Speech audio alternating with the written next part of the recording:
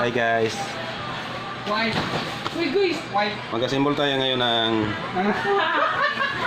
9Gen i5.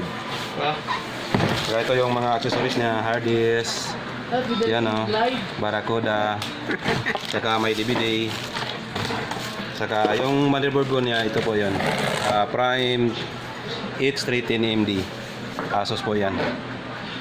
Saka yung memory po, Kingston 8GB. Ayan, assemble natin.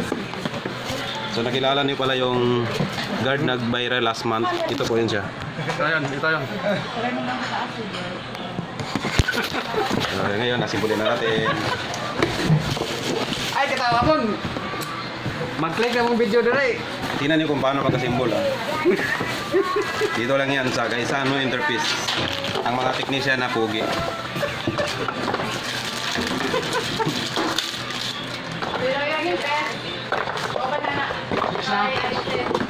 So ngayon natin bukas yung Processor i5 sealed po yan ha. Murang-mura lang yung package dito guys.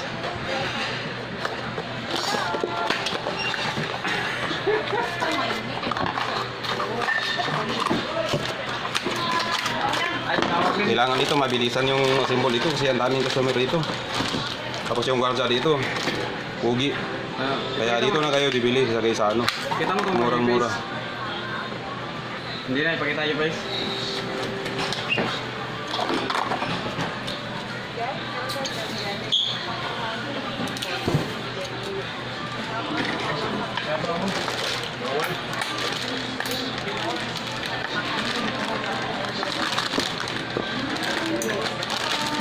Tapos lock niyo yung ganito guys so para mas maganda yung pagkagawa niyo ng ano. Hindi siya magulo.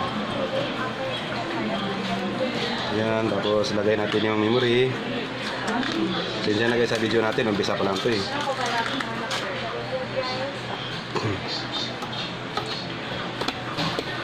Try run. Tapos ito pa yun, nakakabit na po.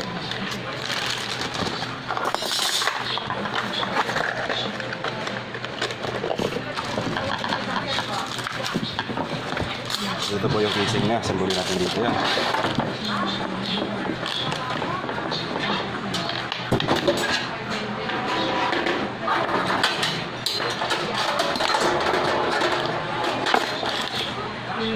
Naghihintay yung customer, kailangan natin mabilis. Bawal po lampa dito guys, mabilisan po to.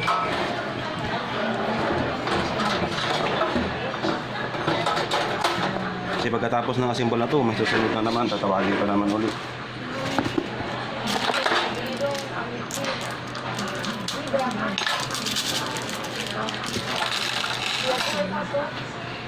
Ano lang kasi to, tinawag lang ng customer kaya wala dito yung customer.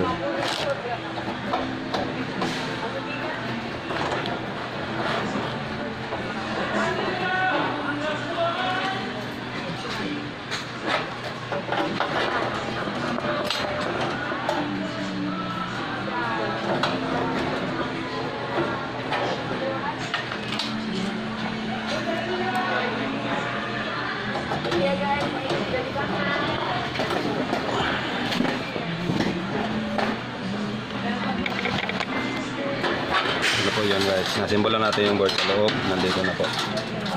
So ngayon para hindi magulo yung assemble natin, kailangan natin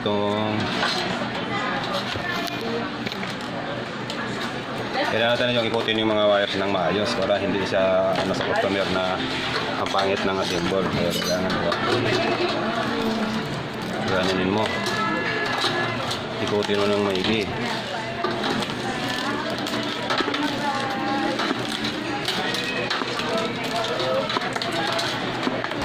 Diba? Ang ganda ng ano guys. O, tingnan nyo. Diba? 9Gen i5. Tinawag lang to ng customer dito kasi tiwala na yung mga customer namin dito eh. Kaya pagdating dito, pick up na lang agad.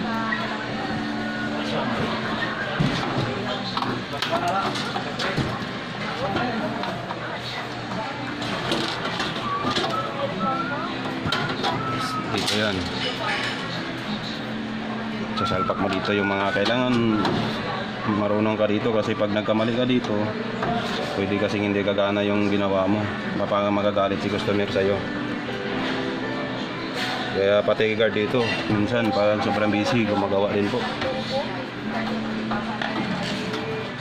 Ayan, kita na guys, kapit natin ha, kamera ha. Oh. So yung wire niya nakapulupot po yan, hindi siya magulo tingnan sa loob. Yung iba kasi pag nag-assemble yung iba, ang pangit po ng ano ng wire nila. So itatago natin dito ngayon yung existing na ano nakikita nyo. Diyan po yan ilalagay. So ito po yung hard disk.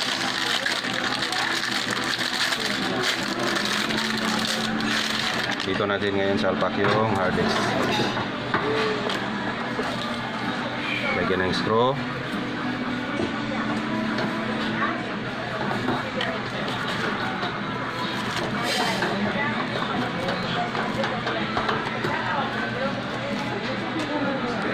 So, kung gusto niyo matutong mag-assemble ng mga basic lang dito sa computer, sa susunod na video natin pag-usapan naman natin 'yun. Kasi ito umpisa pa lang po. Dito po yung DVD. Ito yung kasing casing nating Intex po. So dito tanggalin natin, tutulak natin sa kamay natin yung papasok natin ngayon yung DVD. Yung DVD natin na nilagay guys sa Asus. Ayan. Tapos lagyan din ng screw, ganyan.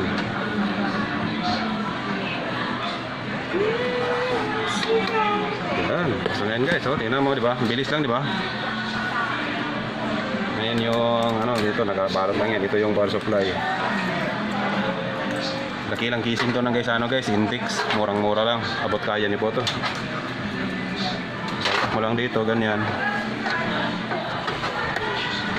Tapos puluputin mo tong mga wires kasi ang pangit tingnan yun pag hindi mo na yan, ikot mo dito gano'n.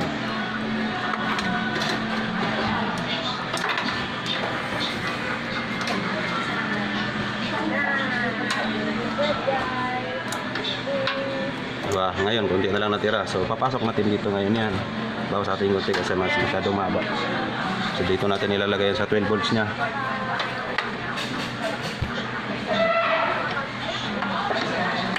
Ayun, diba? Ito na lang. So, ito na lang yung wire na guys, nakikita. So, ito ilalagay natin to sa hard disk.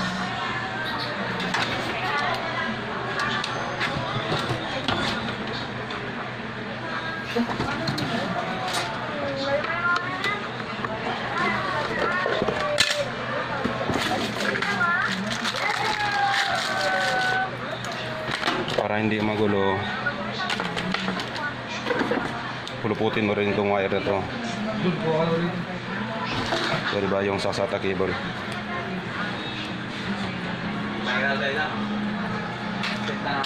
Yan, sasakatin dito.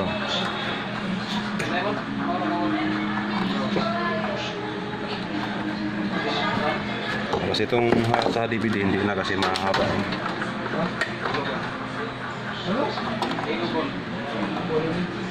Ayan, so tapos na po yung natin guys. Saglit lang, di ba? Saglit lang tapusin yung symbol, di ba? So, tamo. Kasi medyo magulo yung wire. Gagawin naman na lang to. Para hindi rin yung technical kasi yung iba pag pulputin mo masyado yung wire dito. Pag nagre-repair naman yung technical, ang hirap na kasi dami mo pang tatanggalin. So dito, kailangan mo lang yung wire dito. Gagawin mo yung lagyan mo lang ng tie wire para mas mabilis.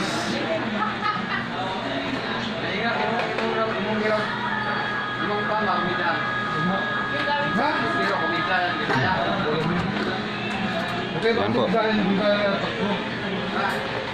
So okay na po yung symbol natin guys. Basic symbol lang po ito.